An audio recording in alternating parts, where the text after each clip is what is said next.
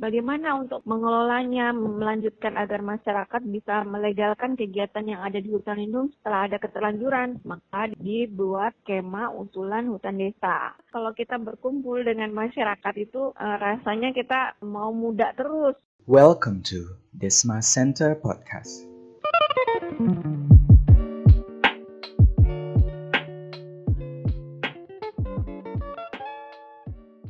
Balik lagi di Desma Inspira Podcast bareng Vira. Pada podcast kali ini Vira gak sendirian nih. Vira akan berbincang dengan narasumber yang spesial tentunya untuk sobat setiap pendengar Desma Inspira Podcast.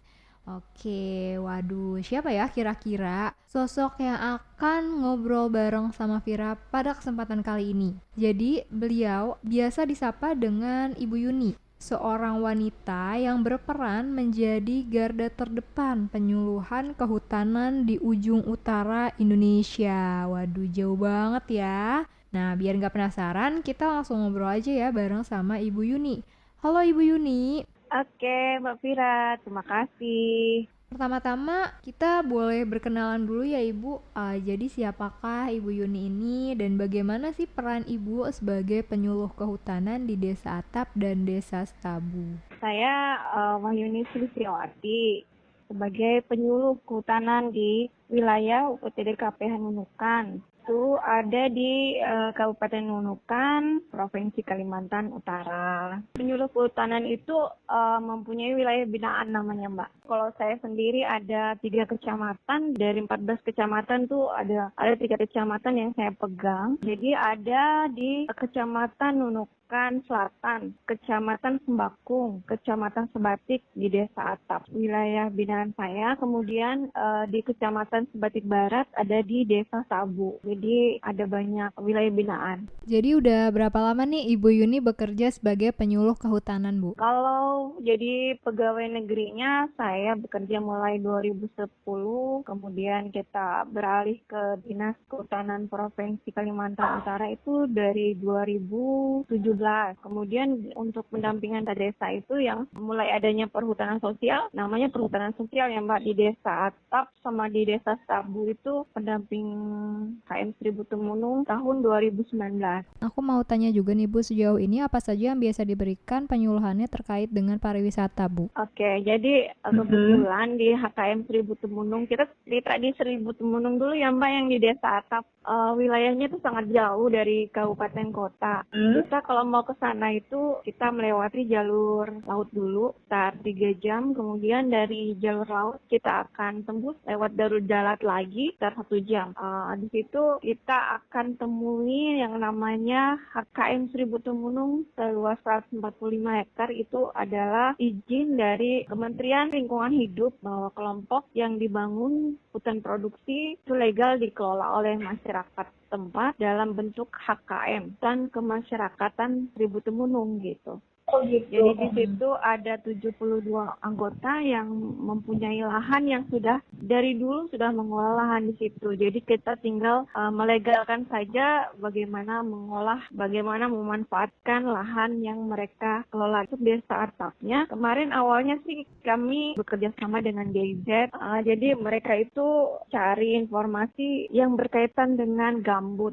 HKM Seribu Temunung itu sekitar 40% mereka mengolah di lahan gambut. Kemudian ternyata mereka minat dengan HKM Seribu Temunung. Di situ ada namanya wisata religi. Saya sih pikir, oh ini bagus Pak, tuh dibuat wisata religi. Mungkin akan bagusnya dikelola lebih lagi, tapi kita bentuk yang namanya master plan dulu. Jadi master plan-nya itu difasilitasi juga oleh GIZ. Saat ini sih masih dalam bentuk pengajuan semua, jadi masih dalam bentuk draft. Kemudian sebelum kita masuk pada legalnya, kita bentuk yang namanya kebijakan yang diakui juga kerjasamanya dengan desa. Jadi di situ ada yang namanya peraturan desa yang menginisiasi peraturan mengenai wisata desa. Jadi di situ bukan hanya ada HKM Seribu Temunung aja yang bisa kita kelola untuk wisata, tapi potensi-potensi desa yang lain juga terinput dalam satu peraturan desa yang bisa dikembangkan desa itu.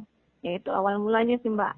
Oh gitu, iya Bu, kemarin aku juga sempat lihat di Facebook Desa Setabu udah mulai aktif ya Bu? Jadi Desa Stabu itu baru saja mulai HKM Seribu Tumulung, bukan, kalau di sana di hutan desa ya. Jadi ada pola perhutanan sosial tuh banyak skemanya. Ada HKM Seribu Tumulung, ada hutan desa, ada HTR, kemudian ada kemitraan dan hutan adat. Jadi yang di Stabu itu hutan desa. Jadi di sana itu ada yang namanya hutan lindung.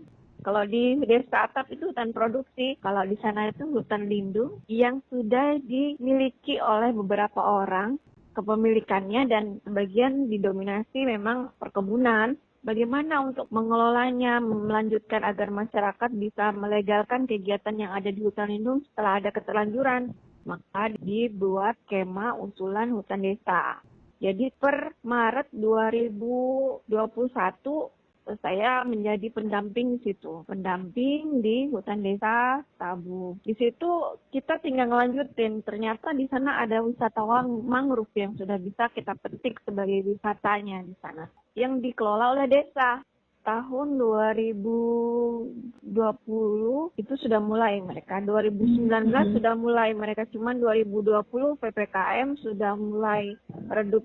Jadi beberapa yang harus kita stimulan untuk proses pengembangan wisata di sana. Nah, dari cerita Ibu tadi di sana potensi alam yang bisa dikembangkan itu kan hutan mangrove. Kalau dari potensi budaya kira-kira apa, Bu? Tadi kan Ibu juga sempat menyebutkan di awal tentang wisata religi gitu, Bu.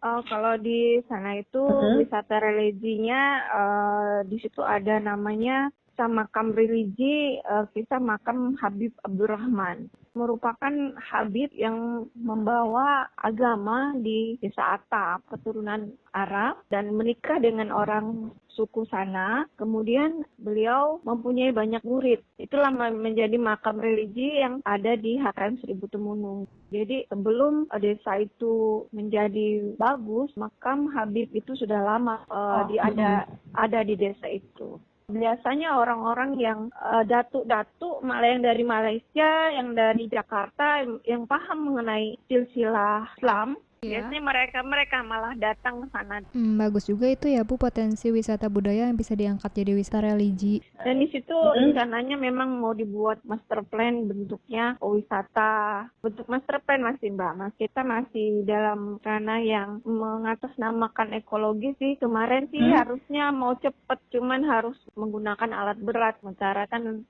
gambut itu kan lebih dalam kondisinya. Kalau respon dari masyarakat terhadap penyuluhan yang Ibu berikan dan master plan yang sedang dibangun, apakah positif atau negatif, Bu? Kalau selama ini sih mereka menganggap positif ya, sangat senang sekali menerima kami gitu. Kalau misalnya kami berada di wilayah binaan berkunjung ke sana, pasti mereka juga menerima gitu. Cuman kadang-kadang kan orang-orang yang berkecimpung di dunia pengembangan wisata itu orangnya itu aja gitu. Jadi mungkin perlu respon yang banyak bagi masyarakat yang harus kita gali gitu, yang harus kita angkat, harus kita kembangkan biar semua mengerti semua bahwa desa mereka itu mulai mengembangkan wisata desa. Awal mulanya dari Facebook itu, jadi dari foto-foto, dari share video yang berhubungan dengan wisata, sehingga masyarakat yang berada di Facebook itu merasa, oh ternyata ini menarik kayak gitu kan, harusnya memang begitu. Berarti respon masyarakat sejauh ini udah baik ya, Bu? Kalau sejauh ini bagaimana suka dan duka Ibu Yuni sebagai penyuluh kehutanan? Sukanya banyak ya daripada dukanya. Jadi kalau kita berkumpul dengan masyarakat itu rasanya kita mau muda terus. Jadi mau muda terus rasanya, Mbak. Ya itu sukanya kita berkumpul, bagi informasi.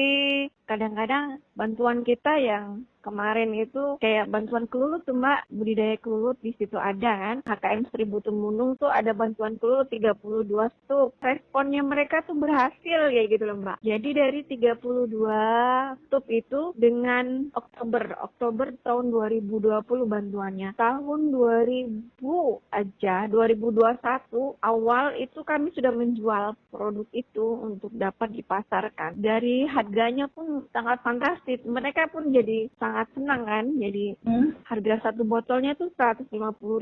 Kalau ke sana terus kemudian ada yang panen, saya beli, saya jual lagi di sini. Itu respon teman-teman yang di sini pun sampai limited edition.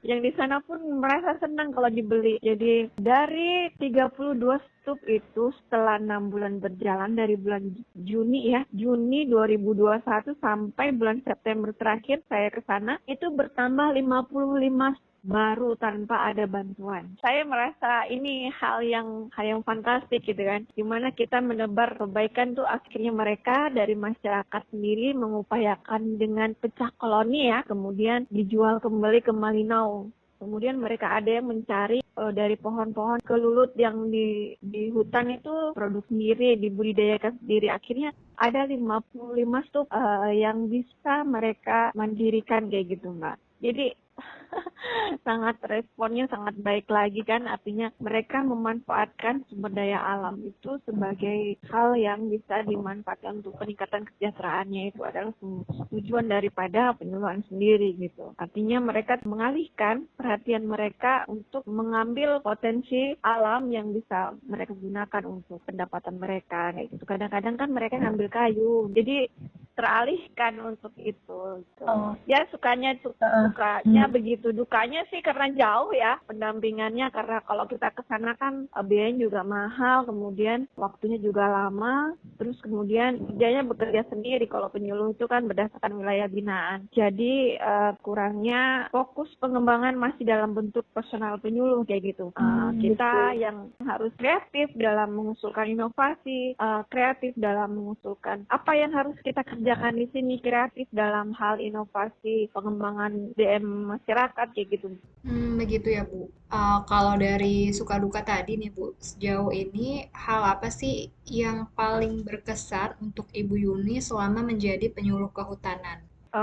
Yang paling berkesan respon masyarakat sih, dari yang kemarin cuek banget sampai akhirnya mau bergabung, mau mengembangkan kelulut, mau membudidaya kopi, akhirnya mau memasakkan kopi yang di Desa Stabut itu sebagai oleh-oleh untuk bisa dikembangkan sebagai bagian dari konik wisata Stabu. Jadi di lain pihak bahwa hutan lindung itu kan mereka menganggap bahwa saya di sini sudah sejak lama peta hutan lindung katanya gitu kan. Jadi bagaimana mengubah mindset mereka bahwa hutan lindung itu tidak bermanfaat. Jadi bagaimana mengubah pola kerja mereka agar tidak mengubah fungsi hutan lindung itu. Bagaimana caranya, mungkin yang sudah keterlanjuran kopi itu dikelola, dipasarkan. Jadi mereka sudah mulai ternyata kopi itu bagus ya Bu. Saya tidak mau tebang sudah kopi saya. Jadi ada hal-hal yang bisa membuat mereka berubah image. Sekarang sudah mulai bisa memasarkannya Mbak. Kalau Bupati datang itu sebagai oleh-oleh mereka sudah ada botolnya, sudah ada labelnya. Wah, udah cukup baik ya, Bu. Terakhir, boleh dong aku minta saran dan pesan Ibu untuk masyarakat, kehutanan, dan pariwisata. Saya sebagai penyuluh kehutanan, PT DKPH Nunukan kan hanya fasilitator ya. Fasilitator dapat memberikan suatu stimulan agar masyarakat bisa melihat potensi yang ada, kemudian bisa mengembangkannya, kembali lagi ke masyarakat bahwa itu untuk beliau, untuk mereka-mereka. Kita memfasilitasi itu dalam bentuk pengembangan usaha kayak gitu kan. Jangan sampai disia-siakan kesempatan itu. Jika potensi wisatanya, potensi alamnya, kita juga bisa kembangkan pendidikan lingkungan hidupnya di situ agar menjadi ekonomi yang menarik. Selama ini yang di Desa Setabu dengan wisatanya, mungkin karena level PPKM kemarin sempat tertidur, kita coba mengangkat lagi. Ternyata bukan Desa Setabu, dekat desa wisata aja yang bisa diangkat untuk menjadi potensi. Ada hutan lindung dengan air terjunnya, kayak gitu. Ada kopi yang bisa dikelola untuk oleh-olehnya, kayak gitu di Desa Setabunya. Kemudian yang di Desa Atap tuh ada wisata religinya. Kemudian ada wisata sedot kelulutnya bagi HKR nanti. Kemudian ada wisata pohon madunya, Danau Tembelunuk view yang sangat indah di situ. Kemudian Danau Pulungnya di situ ada wisata religi juga. Danau Pulung di Desa Atap itu ada bumi perkemahan juga bisa dikelola di situ. Ada wisata petik pakis. Kemudian di desa wisata itu ada budaya Jepang, Mbak. Semua umur latihan di setiap malam selain malam Jumat. Kemudian ada di sana juga budidaya burung walet, Mbak. di desa Atap itu. Ternyata setelah diteliti ada sekitar 500 bangunan walet. Itu harapannya dari 1, 2, 3, 4, 5, 6, 7. Itu harapannya masyarakat di sana itu menjadi arif akan pengelolaannya, cara mengemas dalam bentuk wisata. Wah, seru sekali ya. Podcast kali ini kita dapat pengetahuan baru bagaimana ujung utara Indonesia, tepatnya di Desa Atap dan Desa Stabu, dari kacamata Ibu Yuni sebagai penyuluh kehutanan. Wah, terima kasih banyak ya Ibu untuk sharing pengalaman di Desma Inspira Podcast. Lain waktu kami tunggu kedatangannya di Desa Atap dan Desa Stabu ya. Wah, siap-siap Bu. Oke, kalau begitu... Baiklah, kalau begitu Vira sudahi perbincangan kali ini. Sampai jumpa pada episode selanjutnya. See you on the next podcast. Oh ya, apabila kalian memiliki opini dan pendapat untuk berdiskusi, kalian bisa menyampaikan segala pendapat kalian dalam kolom komentar sosial media kita di Instagram, Facebook, atau LinkedIn dengan cara mengetikkan Desma Center dalam kolom pencarian. Kami atas nama Desma Center mengucapkan terima kasih dan sampai jumpa pada podcast selanjutnya.